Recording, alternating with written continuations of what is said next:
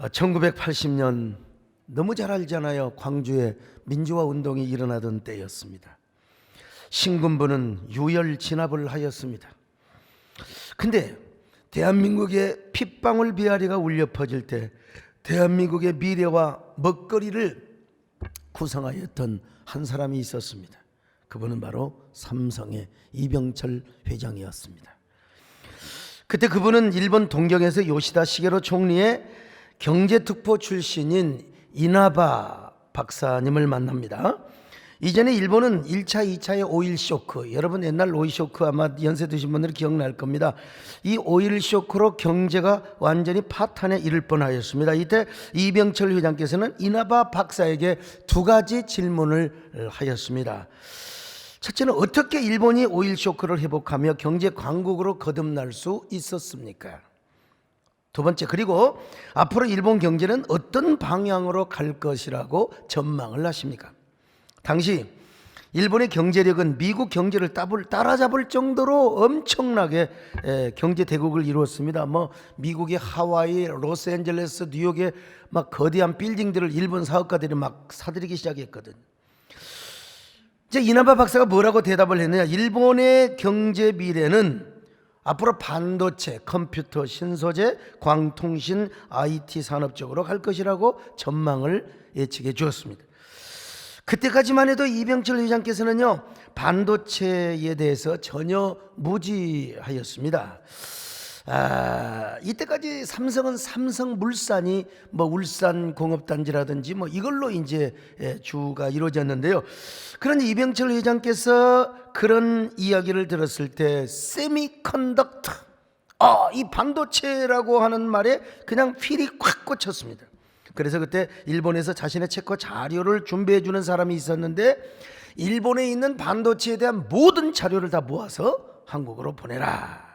보냈는데 봤더니 라면 2박스 분량의 자료를 준비해서 보냈습니다. 그래서 이제 반도체를 연구하기 시작합니다. 중앙일보, 경제부 기자들과 함께. 그리고 반도체 개발팀으로 하여금 이제 일본 공장에 가서 일본 반도체에 견학을 해오라고 지시를 하였어요. 근데 여러분, 일본의 반도체 회사들이 삼성 그 연구팀을 받아주겠습니까? 기술이 새 나갈 수 있는데요. 그래서 안 받아주는 겁니다. 그러니까 한국의 반도체 개발팀들은, 삼성이죠, 일본 반도체 공장의 주변 호텔에다가 숙소를 얻어놓고 반도체 공장 그 호텔 유리창으로 쫙 망원경으로 보면서 그 반도체 공장의 구조부터 그렸다고 합니다. 또 어떤 자재가 공장 안에 들어가고 나가는가를 면밀하게 체크를 하였고요. 그리고 맨투맨으로 거기서 나오는 직원들에게 밥을 사주고 로비를 해서 조그마한 정보, 조그마한 지식을 빼내기 시작했습니다. 이병철 회장께서 어느 정도 확신을 가졌을 때 미국의 GE, 제너럴 일렉트릭 회사를 방문합니다. 그때 잭 웰치 회장이 이병철 회장을 완전히 애송이로 보았다는 것입니다. 한국의 대표적인 기업이라고 해봤자 설탕이나 비료, 과자나 양복기지 이런 거나 만드는 회장이니까 안심하고 그 회사의 모든 비밀, 또 내부 구조, 비밀 정보까지 보여주지 말아야 할 공장의 시설까지 다 보여주고 말았다는 것입니다. 거기서 이병철 회장은 확신을 가졌다는 것입니다. 그 샌프란시스코 실리콘밸리에 있는 반도체 공장 이런 회사에다가 연구팀을 파견합니다. 그러면 이제 회사에서 기본적으로 PPT 영상을 띄우면서 반도체 설계, 그림 이런 걸 좀 영상으로 보여줄 거 아니겠습니까? 그러면 삼성의 그 연구 개발팀들은 일부러 불필요한 질문까지 하고 다른 쪽으로 질문을 할 때 그 반도체 그림이나 설계 이런 것들 있잖아요. 이런 것들을 전부 다 메모해 가지고 왔다는 것입니다. 자, 이렇게 해서 얻은 부분적인 정보와 지식으로 이제 반도체 기술을 익히기 시작합니다. 그러나 반도체 공장을 지으려고 하고 사업을 하려고 하는데 전 임원들, 모든 계열사의 사장들이 다 반대를 하시는 겁니다. 왜냐하면 당시 삼성의 1년 총 수입액이 1억 달러였다는 것입니다. 그런데 그 반도체 사업을 하려고 하면 초기 투자금이 최하로 1억 불을 투자해야 되는 거예요. 최하로. 그리고 반도체는 비료나 설탕과는 달리 완전 제품을 만들어야 되는 것입니다. 불량품이 조금이라도 있어서는 수출이 막혀버립니다. 여러분, 한 번에 그냥 절달나버리면 1억 불이 금방 나가는. 그러면 이제 삼성의 모든 회사가 전멸을 할 수가 있어요. 그럼에도 불구하고 이제 한 사람의 그 결단이 얼마나 중요한지 몰라요. 이병철 회장께서는 사업을 추진하기로 결단을 하십니다. 그래서 마침내 1983년에 반도체 사업을 시작하겠다고는 도쿄선언, 이 동경에서 이제 홍석현 회장에게 이제 지시를 하는 겁니다. 우리는 그렇게 하겠다 하고 도쿄선언을 하게 되고, 마침내 용인 기흥에 바로 24시간 풀 가동을 해가지고 기흥에다가 반도체 공장을 세웁니다. 이런 이야기가, 그리고 이제 순조롭게 돈이 다 조달이 되어가지고 1억 불, 그때 당시로 1,000억입니다. 1,000억이 그냥 순조롭게 자금이 조성이 되어서 마침내 기흥의 시대를 이제 마련하게 되죠. 이런 일련의 이야기들이 이제 호암자전에 나오는 이야기들인데요. 초기에는 일본의 샤프라고 하는 회사로부터 이제 과외 수업을 받았습니다. 아무래도 여러분 학교를 안 다니면 여러분 공부하기 그러니까 이 과외 수업 받을 수 있잖아요. 그러니까 막 일본에서 샤프라고 하는 회사를 막 그냥 매국노 사업이라고 막 공격을 하고 막 했는데도 불구하고 그것이 여러분 로비입니다. 그것이 사업의 어떤 수완이라고 할 수 있죠. 외국의 기업으로부터 우리 반도체 이 모든 기술을 전수받는. 그런데 여러분 그 얼마가 지나고 나니까 샤프라고 하는 그 회사를 완전히 따돌려 버렸어요. 그래서 삼성 반도체 산업 1년 매출이 126조에 달하는 기업으로 여러분 성장을 하게 된 겁니다. 그리고 이 기흥의 반도체 공장은 세계 반도체 산업의 메카가 된 것입니다. 만약에 당시 이병철 회장께서요 삼성 임원들의 반대 의견을 따랐다면 어떻게 되었을까, 이런 생각을 한번 해보세요. 그러나 이병철 회장께서는 자신 안에 잠든 경제의 거인을 깨우기 시작. 그것도 뭐예요? 뭐 과자, 비료도 중요하지만 반도체라고 하는 이러한 그 거인의 뭐라고 할까요? 정신을 깨우게 한 것입니다. 언제부터? 그 거인은 1980년부터 깨어나기 시작합니다. 대한민국이 피로 물들고 있을 때에 그는 일본에서 대한민국의 먹거리를 구상하며 수십 년 후에 대한민국 국민의 먹거리를 계획하고 있었단 말입니다. 그래서 오늘의 삼성전자를 이룬 것입니다. 여러분, 제가 지금 가지고 있는 핸드폰은요, 저 북경 동계 올림픽에 갔던 대한민국 선수들을 기증하기 위해서 특별히 만든 겁니다. 이게 뭐냐면은 비매품인데요, 바로 북경 선수들에게만 주려고 만든 것입니다. 이게 바로 골든 색깔로 해서 일반과는 달라요. 이걸 제가 뭐라고 할까, 북경 올림픽 선수로 가지는 않았어도 글로벌 리더라는 의미에서 우리 김진애 장로님께서 특별히 이거 공개해도 된다고 에디션으로 어제 선물을 가져와서 여러분 어제 당장 핸드폰을 바꿔버렸어요. 아이고, 그런데 오늘 이걸 또 가르쳐 준다고 최은하 권사님이 저기 바닥에 한번 떨어뜨려 갖고 제가 지금 마음에, 여러분 핸드폰 사갖고 떨어뜨리면 얼마나 속상한가 아시죠? 그래도 참았어요. 반주자님이시라고. 다행히 카페트에 떨어져서 뭐 큰 대사사고는 없었는데 상처받았다는 사실이에요. 참 얼마나 감사한지. 우리 김진애 장로님 고맙습니다. 박수 쳐줘도 괜찮습니다, 여러분. 한 사람의 위대한 결단이 바로 이런 결과를 이루게 되었다는 것입니다. 여러분, 내 안에 잠든 거인을 깨우는 것이 이렇게 중요하다는 것입니다. 이병철 회장과 이건희 회장은 여러분 자신 안에 잠들어 있었던 경제적 거인의 정신을 깨우게 된 것입니다. 이 어른이 예수님만 믿고 가셨으면 얼마나 좋았을까, 이런 안타까움을 갖습니다만은 오늘 2부 예배 때는 우리 장충식 장로님이 기도를 하셨습니다. 이 장로님도 결단을 위대하게 하였기 때문에 여러분 이 죽전에다가 저 위대한 당국대라고 하는 아주 그냥 그 벨리를 막 이루게 된 것이죠. 하물며 여러분, 저는 우리 신앙, 요걸 오늘 신앙에 적용을 하려고 합니다. 우리 그리스도인들은 더더욱 그리스도 예수 안에 잠든 거인의 영성을 깨워야 한다는 것이죠. 그렇지 않으면 우리는 껍데기 크리스천이 되고 껍데기 사명자가 될 수 있다는 것입니다. 아니, 우리 안에 있는 영성이 잠들어 있으면 우리는요, 마법에 걸린 사람처럼 날마다 부정적인 사람이 되는 거요, 날마다 불신앙의 소리, 불신앙의 행동을 하게 되어 있습니다. 오늘 여러분들은 어떤 사람인가 한번 생각해 보세요. 여러분 안에 믿음의 거인이 잠을 자고 있지는 않습니까? 그 영성의 영적인 거장이 아무리 하나님이 여러분을 그렇게 만들어줬어도 여러분의 믿음이 잠을 자고 있으면 아무 소용없어요. 나는 내 모습 이대로가 만족이 되십니까, 여러분? 오늘 이 모습을 하나님이 보시고 만족스럽다고 생각하십니까? 여러분 각자 속에 하나님이 만드신 걸작품이 있어요. 그 걸작품이 잠들어 있으면 아니 된다는 것입니다. 오늘 여러분 속에 잠든 영성을 깨우시기를 바랍니다. 믿음의 거장이 깨어나시기를 바랍니다. 믿음의 거인이 깨어나시기를 바랍니다. 사명의 거장이 깨어나시기를 바랍니다. 깨어라, 일어나라, 달리 바꾼 일어나라, 일어나라, 죄악에 잠자던 영혼아, 달리라,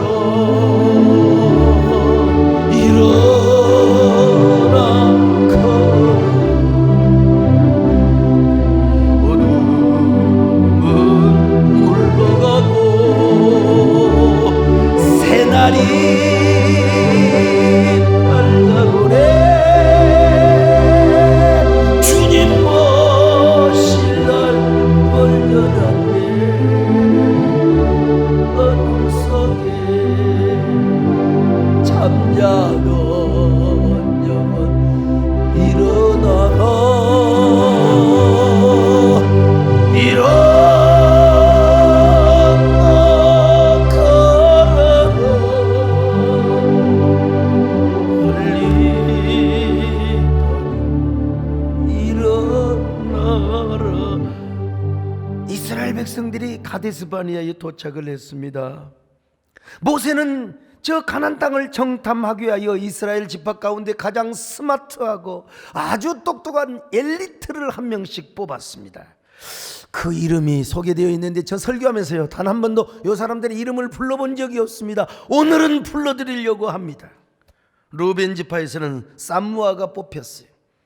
시몬 지파에서는 사밧, 유다 지파에서는 갈렙, 그 유명한 갈렙, 이사갈 지파에서는 이갈이 뽑혔고, 에브라임 지파에서는 호세야, 이게 여호수아를 말하는 거예요. 베냐민 지파에서는 발디가 뽑혔습니다. 스물론 지파에서는 갓디엘이 뽑혔고, 요셉 지파에서는 갓디, 단 지파에서는 암미엘, 아셀 지파에서는 수둘, 납달리 지파에서는 나비, 갓 지파에서는 그일이 뽑혔습니다. 자랑스러운 이름들입니다. 여러분, 역사에 가장 빛나는 금자탑을 쌓을 수 있는 사람들이었습니다.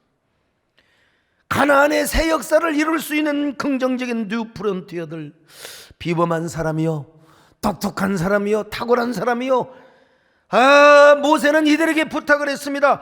저 헤브론 산지까지 올라가서 그 땅이 어떠하든지, 그 땅 사람들이 강한지 약한지, 많은지 적은지, 그들이 사는 땅이 좋은지 나쁜지, 토지가 비옥한 땅인지 메마른지 탐지해 오라고 하였습니다. 절대로 아무리 가난한 사람들이 호전적이고 아무리 그렇다 하더라도 절대로 쫄지 말고, 겁내지 말고, 두려워 말고, 놀라지 말고 오라고 했어요. 그러자 그들은 신광야에서부터 하마까지, 르흡까지, 다시 말하면 저 이스라엘의 남단에서부터 북단까지 다 40일 동안 정탐을 하고 왔어요. 민수기 13장 21절입니다. 시작. 이에 그들이 올라가서 땅을 정탐하되 신광야에서부터 하마독이 르홉에 이르렀고. 근데 그 가운데 그들이 가장 초미의 관심을 가진 것이 어디냐? 헤브론이었습니다. 헤브론. 그 헤브론에 가니까 세상에 아낙 자손들이 거주하고 있었어요. 아낙 자손들은 네피림의 후손으로서 적어도 키가 뭐 2m 80, 3m 정도 되는 사람들이라 이 말이요. 근데 그런 반면에 거기 골짜기가 있었는데 거기서 자란 포도나무가 얼마나, 포도송이가 얼마나 큰지, 얼마나 큰지, 물론 먼 길이니까 그렇겠지만 막대기에다가 가지를 걸어가지고 두 사람이 메고 왔다고 기록하고 있습니다. 무화과나무, 석류나무 얼마나 달콤한지 당도가 많은지. 근데 그렇게 좋은 비옥한 땅에 누가 살고 있었느냐? 아낙 자손이 살고 있었다는 거예요. 아낙 자손을 보고 갈렙과 여호수아뿐만 아니라 여호수아만 빼놓고 여러분 10명의 정탐꾼들은 전부 다 간이 쫄아버리고 말았어요. 그래가지고 뭐라고 고백을 합니까? 이렇게 와서 세상에 입을 나불거리고 있습니다. 여러분, 과연 그 땅은 젖과 꿀이 흐르는 땅입니다. 비옥한 땅입니다. 그러나 우리가 그 땅을 점령할 수가 없습니다. 거기 살고 있는 족속들은 바로 아낙 자손인데 그들은 기골이 장대한 거인들이고 네피림의 후손들입니다. 우리는 거기에 되면 메뚜기에 불과합니다. 우리는 절대로 그 땅을 차지할 수가 없습니다. 세상에. 자, 민수기 13장 27절로 28절 봅니다. 시작. 모세에게 말하여 이르되 당신이 우리를 보낸 땅에 간즉 과연 그 땅에 젖과 꿀이 흐르는데 이것은 그 땅의 과일이니이다. 그러나 그 땅 거주민은 강하고 성읍은 견고하고 심히 클 뿐 아니라 거기서 아낙 자손을 보았으며. 31절로 33절도 계속 볼까요? 시작. 그와 함께 올라갔던 사람들은 이르되 우리는 능히 올라가서 그 백성을 치지 못하리라. 그들은 우리보다 강하니라 하고 이스라엘 손 앞에서 그 정탐한 땅을 악평하여 이르되 우리가 두루다니며 정탐한 땅은 그 거주민을 삼키는 땅이요 거기서 본 모든 백성은 신장이 장대한 자들이며 거기서 네피림 후손인 아낙 자손의 거인들을 보았나니 우리는 스스로 보기에도 메뚜기 같으니 그들이 보기에도 그와 같았을 것이니라. 자, 그러자 이 부정적인 보고를 듣고 온 모든 이스라엘 백성들은 막 마법이 걸려버리는 거예요. 그냥. 그러면서 막 모세를 향해 이렇게 원망합니다. 차라리 우리를 애굽에 두었더라면 우리는 편히 살다가 죽었을 텐데 왜 당신네들이 우리를 이 광야까지 와서 처자와 함께 광야에서 죽게 한단 말이요. 차라리 애굽으로 돌아갑시다. 차라리 애굽으로 돌아갑시다. 자, 민수기 14장 1절로 4절 시작. 온 회중이 소리를 높여 부르짖으며 백성이 밤새도록 통곡하였더라. 이스라엘 손이 다 모세와 아론을 원망하며 온 회중이 그들에게 이르되 우리가 애굽 땅에서 죽었거나 이 광야에서 죽었으면 좋았을 것을 어찌하여 여호와가 우리를 그 땅으로 인도하여 칼에 쓰러지게 하려 하는가? 우리 처자가 사로잡히리니 애굽으로 돌아가는 것이 낫지 아니하랴. 이에 서로 말하되 우리가 한 지휘관을 세우고 애굽으로 돌아가자 하며. 옛날에 신비한 동물 사전이라는 영화가 있었어요. 그 영화를 보면 한 마법사가 뉴욕에 도착합니다. 신비한 동물로 가득 찬 가방을 들고 왔습니다. 그런데 마법에 걸린 몇 마리 동물들이 가방에서 도망을 쳐버렸어. 온 도시가 마법에 걸려버려 수많은 사람들이. 지금 이스라엘 백성들이 그런 상황입니다. 그들은 열정탐꾼과 함께 맨날 메뚜기 타령만 하고 있는 거예요.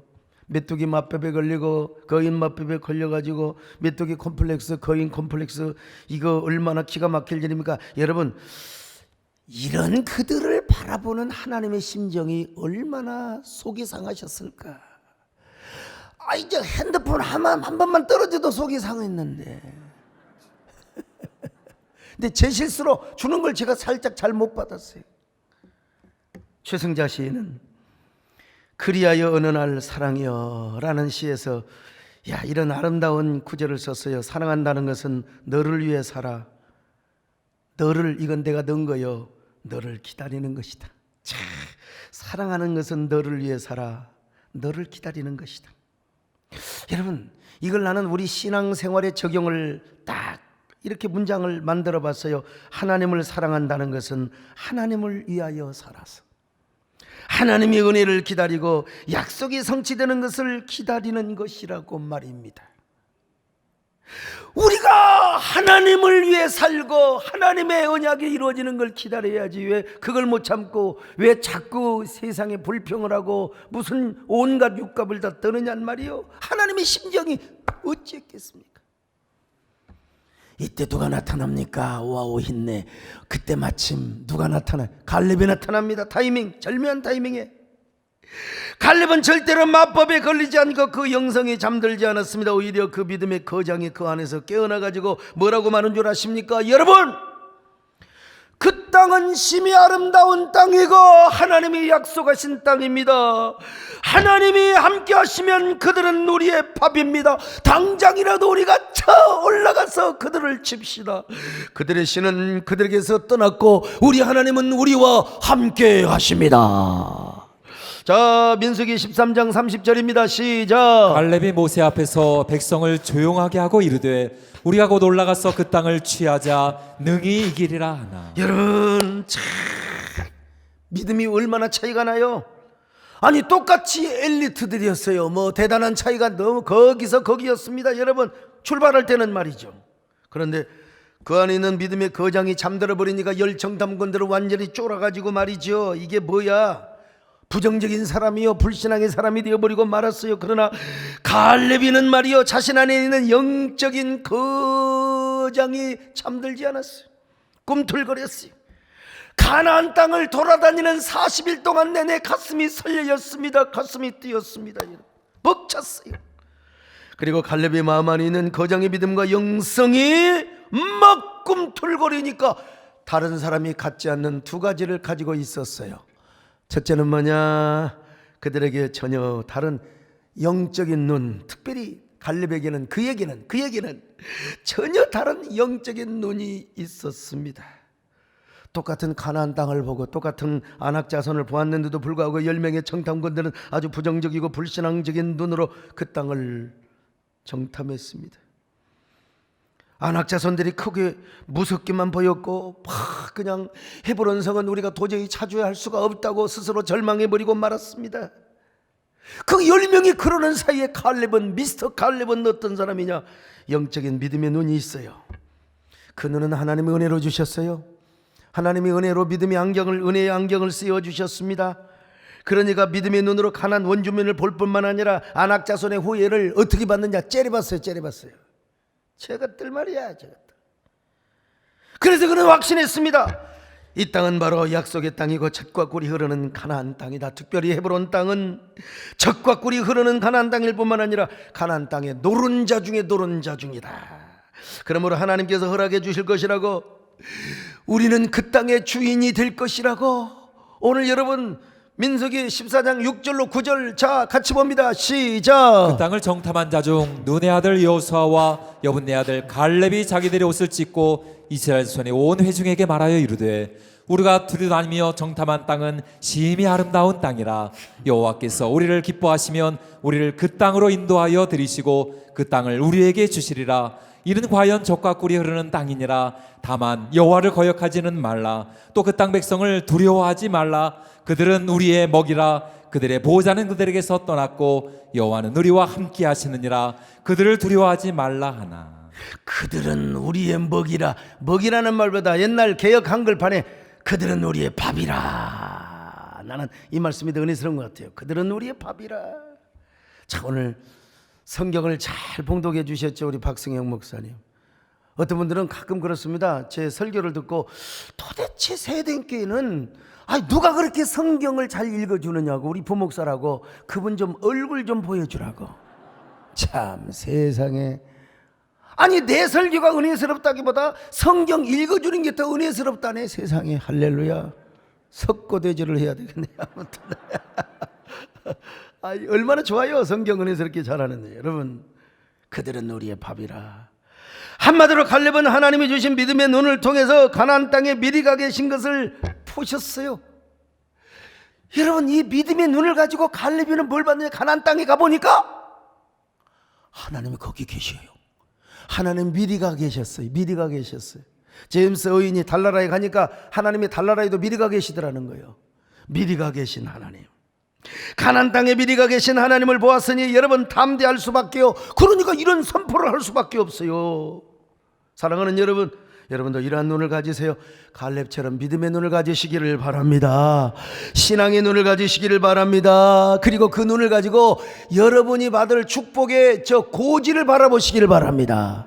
그 섬을 바라보시기를 바랍니다. 그 경지를 바라보시기를 바랍니다. 그러면 여러분 앞에 놓인 안악자성과 같은 장애물, 아이고 여러분, 여러분의 밥으로 보여요. 여러분의 먹잇감으로 보이는 거요. 전능하신 하나님께서 보이시는데, 하나님이 나와 함께 하시는데 뭐가 두렵겠습니까? 비록 우리 육신의 눈에는 뭐 안 보이지, 우리 육신의 손에 잡히는 게 없죠, 육신의 귀에는 들리는 게 없죠. 그러나 여러분, 믿음의 눈으로 하나님의 약속은 볼 수 있습니다. 하나님의 임재는 볼 수 있습니다. 하나님의 그 임재를 느낄 수가 있습니다. 하나님의 운행하심을 느낄 수가 있는 것입니다. 그러니까 여러분들의 축복의 고지를 향하여 믿음으로 전진해 가는 것입니다. 여러분도 이러한 눈을 가지시기를 바랍니다. 이런 눈을 가지시고 여러분 삐딱하게 보지 마시고 똑똑하게 보시기를 바랍니다.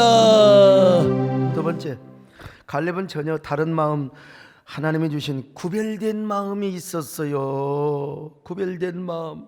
자, 민수기 14장 24절 보실까요? 시작. 그러나 내 종 갈렙은 그 마음이 그들과 달라서 나를 온전히 따랐은즉 그가 갔던 땅으로 내가 그를 인도하여 드리리니 그의 자손이 그 땅을 차지하리라. 여러분, 이게요, 그들과 완전히 마음이 달랐어요. 오직 한 마음, 반쪽짜리 마음이 아니요, 온전한 마음입니다. 근데 45년이 지난 이후에도 갈렙이는 하나님 앞에 변함없는 마음을 가지고 한 마음으로 하나님을 섬겼어요.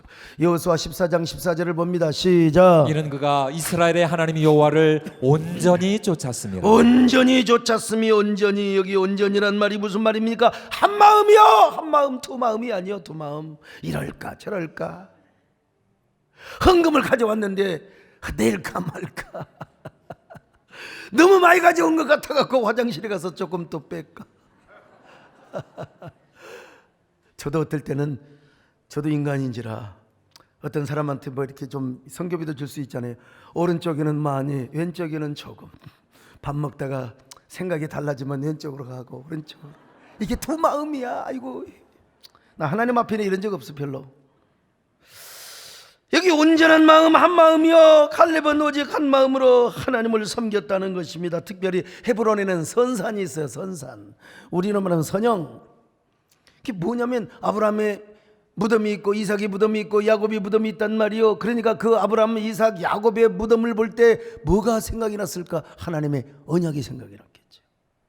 하나님의 언약이 생각이 났어요. 그러니까 그는 뛰는 가슴을 가지고 이런 선포를 하셨어요. 저 믿음도 없는 거인 놈들 말이요, 저 키는 멀대같이 커가지고 무슨 뭐 하나님도 모르는 놈들 말이야, 할례도 안 받은 놈들 말이야. 니들이 하나님 앞에 메뚜기지, 니들이 말이요 우리의 밥이지.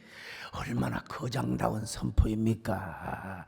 여러분, 갈렙은 이런 마음으로 하나님을 섬겨서 가나안 땅을 정복했다고 하잖아요. 민수기 14장 24절입니다. 시작. 그러나 내 종 갈렙은 그 마음이 그들과 달라서 나를 온전히 따랐은즉 그 갔던 땅으로 내가 그를 인도하여 드리리니 그의 자손이 그 땅을 차지하리라. 자, 여러분, 어떤 마음이 있어요? 여러분은 갈렙과 같이 한 마음을 가지고 있으세요? 두 마음을 가지고 있으세요? 반쪽짜리 마음을 가지고. 그러니까 마법에 걸리는 거예요. 여러분, 오직 한 마음을 가지시기를 바랍니다. 온전한 마음을 가지고 온전히 하나님을 섬기시기를 바랍니다. 온전한 마음과 믿음으로 주 너의 하나님을 섬기여라. 나 같은 죄인을 사랑하사 주께서 몸버려 주셨소서. 속죄의 큰 사랑 받은 이모 내 생명 다 바쳐 충성하리. 마법에 걸려있는 10명의 정탐꾼들이 얼마나 하나님 보시기에 측은하고 우리가 듣기에도 지금 정말 얼마나 초라합니까? 근데 갈렙이는 어떤 법칙에, 축복의 법칙에, 축복의 마법이라고 하면 안 되겠지만 축복의 법칙에 걸려들어 버렸어. 이 사람은 입을 열면 하나님을 찬양해요. 입을 열면 감사해요. 입을 열면 긍정적인 단어가 쏟아져 나오는 것입니다. 여러분, 한 사람이 깨어 있으면 이렇게 다르는 거예요. 한 사람이 깨어 있어요. 오늘 여러분 모두가 다 이렇게 깨어 있는 여러분 되시기를 바랍니다. 믿음의 거장에 깨어나시기를 바랍니다. 앤서니 라빈스라는 사람이 내 안에 잠든 거인을 깨워라, 이 초베스트셀러, 이거 아마 강의 안 한 사람 치고 이 책 안 본 사람 거의 없을 거예요. 수천만 부가 팔린 책입니다. 근데 이 양반은요, 미국 캘리포니아 베니스라는 동네에 가난한 사람들만 모여 사는 10평짜리 독신 아파트에서 끼니조차 이어가지 못하는, 그러니까 뭐 차비가 없어서 맨날 걸어다니고요, 쓰레기통을 뒤져가지고 남이 버리고 간 옷을 빨아서 입었던 사람입니다. 대학을 나오지 못한 절망감과 인정받지 못한 열등감으로 살아와서, 그래서 그는 날마다 다이아몬드 노래 가사만 생각을 합니다. 내 곁에는 아무도 없어. 내 말은 아무도 들으려 하지 않아. 내 의자조차도 귀를 막네. 그래, 나는 울고 있어. 방황하고 있어. 왜 나는 항상 외로워야 하는지 원망조차 할 수 없네. 원망조차 할 수 없다는 거예요. 그렇게 살아왔던 그는 자기 자신에게 스스로 질문을 합니다. 나는 오늘보다 나은 삶을 살기 위해 무엇을 할 수 있을까? 나와 내 이웃의 운명을 개척하기 위하여 무엇을 할 수 있을까? 어떻게 그런 지식을 더 발전시키고 배우고 성장하며 이웃과 즐겁게 나눌 수는 없을까? 이런 질문을 하고 나서 그는 스스로 이렇게 인생 결단을 하기 시작합니다. 가난한 빈민촌에서 이렇게 내 인생을 마치기에는 너무나 억울하지. 이제부터 나는 나의 모든 것을 바꿀 거야. 아무도 내 인생을 대신 살아주지 않아. 알았어? 나는 정신적으로, 감정적으로, 신체적으로 현재 눈에 보이는 것보다 훨씬 더 위대한 존재로 살아갈 수가 있어. 이젠 알았어. 나는 정말로 나 자신을 변화시키고 나의 운명도 변화시킬 수 있는 삶을 살 수가 있을 거야. 그런데요, 진짜 꿈 같은 일이 일어났어요. 꿈 같은 일이. 그렇게 변화하고 창조적으로 살리라고 결단했던 그는 훗날 위대한 변화 심리학자로 성장합니다. 그리고 10년도 채 지나지 않아서 캘리포니아 태평양 바닷가에 수백만 달러짜리 고급 주택에 살았고, 미국 전역에 자가용 전용기로 다니며 변화 심리학에 기초한 성공학 강의를 하고 다녔습니다. 성공학 강연장에 도착을 하면요, 구름대처럼 많은 사람들이 전용기, 헬기, 전용기 비행기를 타고 다녔어요. 구름대처럼 많은 사람들이 모여들. 뿐만 아니라 그는 1997년 국제상공회의소가 선정한 세계에서 가장 위대한 인물 10인에 선정될 정도였습니다. 그의 강의의 골자는 이런 내용입니다. 다른 거 없어요. 성공하고 싶으면 긍정적으로 사세요. 당신이 선택한 섬을 정복하고 싶다면 타고 온 배를 불태워버리세요. 그 다음에 모든 것을 하나님께 맡기고 살면서 동시에 최선을 다하세요. 그러면 여러분이 원하던 성공이라는 섬을 정복할 것이고 위대한 삶을 살게 될 것입니다. 여러분, 한 사람의 결단이 이렇게 중요하다는 겁니다. 앤서니 라빈스는 자신만 성공한 것이 아니라 수많은 사람들로 하여금 성공하는 삶을 살도록 동기부여를 해주었습니다. 이병철 회장께서도 한 사람의 결단으로 삼성반도체, 삼성전자를 통하여 대한민국의 위대한 먹거리, 정치하는 사람은 이런 거 알아줘야 됩니다. 여러분, 막 대기업을 막 그냥 억압하고 그러면 안 돼요. 물론 부조리가 있고 부패가 있으면 뭐 대한민국은 언제나 공정과 공평의 세상이죠. 그렇지만은 어쨌든 삼성반도체 공장을 세울 때 미국에서 한 젊은이가 찾아와서 삼성에서 만든 반도체를 자기에게 꼭 공급해달라고 왔대요. 그 젊은이가 누구냐? 세상에 온 세상을 떠들썩하게 했던 스티브 잡스라는 사람이었답니다.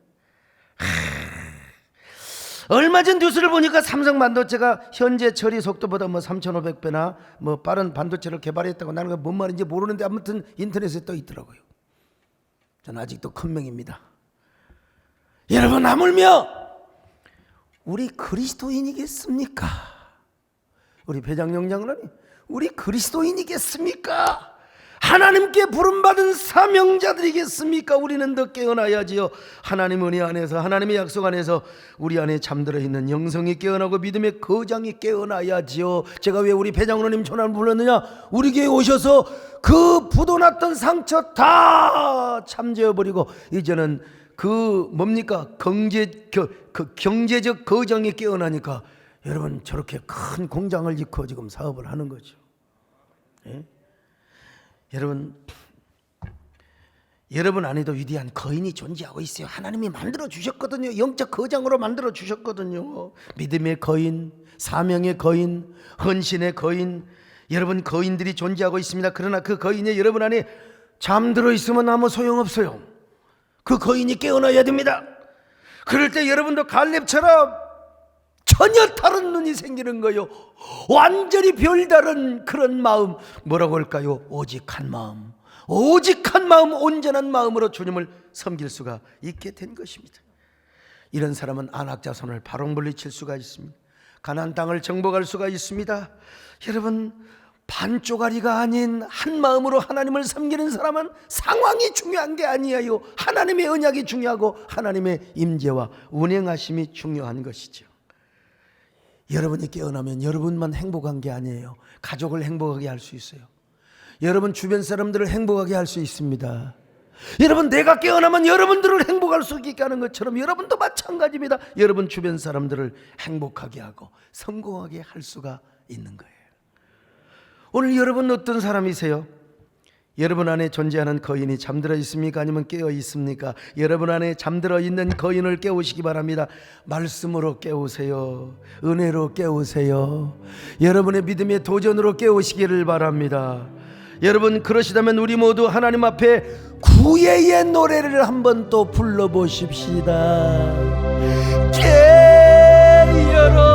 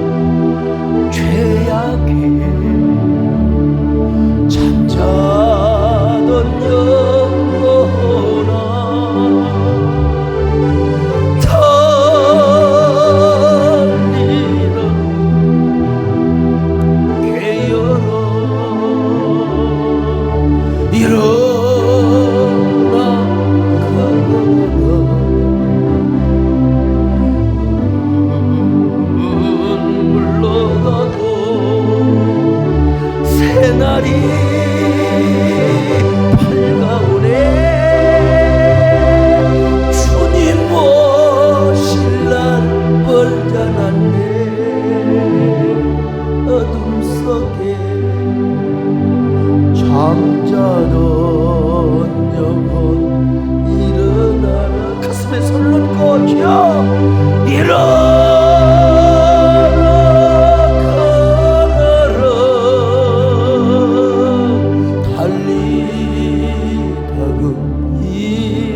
가슴에 손을 얹고 한번 생각, 나는 누구입니까? 나는 어떤 사람입니까? 겉은 번지르르하지만 내 안에 있는 영적 거장이 잠들어 아니 죽어있지는 않습니까? 그 영적 거장이 썩은 냄새를 풍기며 내 안에 시체로 존재하지는 않습니까? 주여, 내 안에 있는 영적 거장이 깨어나게 하옵소서. 일어나게 하옵소서. 꿈틀거리게 하옵소서. 용트림을 하는 내 안에 영적 거장이 깨어나는 오늘 말씀을 통하여 도전받고 스스로 깨어나는 저희들 되게 하여 주시옵소서. 그리하여 이제 온전한 눈빛과 온전한 하나님이 주시는 눈으로 온전한 마음으로 하나님을 섬기며 가나안 땅을 정복하게 하여 주옵소서. 오미크론 이거 중요하지 않습니다. 우리가 최선은 다하되 두려워하지 않게 하여 주옵소서. 우리 함께 한 1분 동안 기도합니다. 아멘.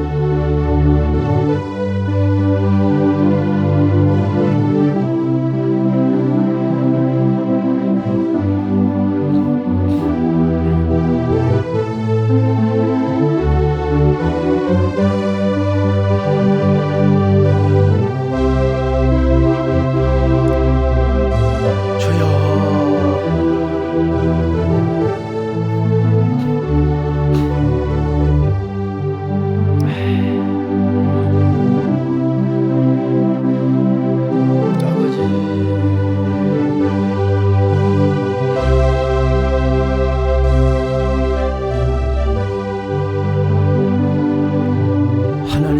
고맙습니다. 오늘 우리 안에 있는 잠든 거장들이 다 깨어나게 하여 주옵소서. 하나님, 오미크론을 통해서 하나님을 본 게 아니라 언약을 통해서 하나님의 눈을 통해서 오미크론을 바라보게 하여 주옵시고, 하나님, 우리가 언제나 깨어있는 영적 거장 이 시대를 정복하며 축복의 고지에 우리가 가야 할 축복의 언덕에 축복의 섬을 우리가 정복하는 저희들 되게 하여 주옵소서. 예수님의 이름으로 기도 올리옵나이다. 아멘.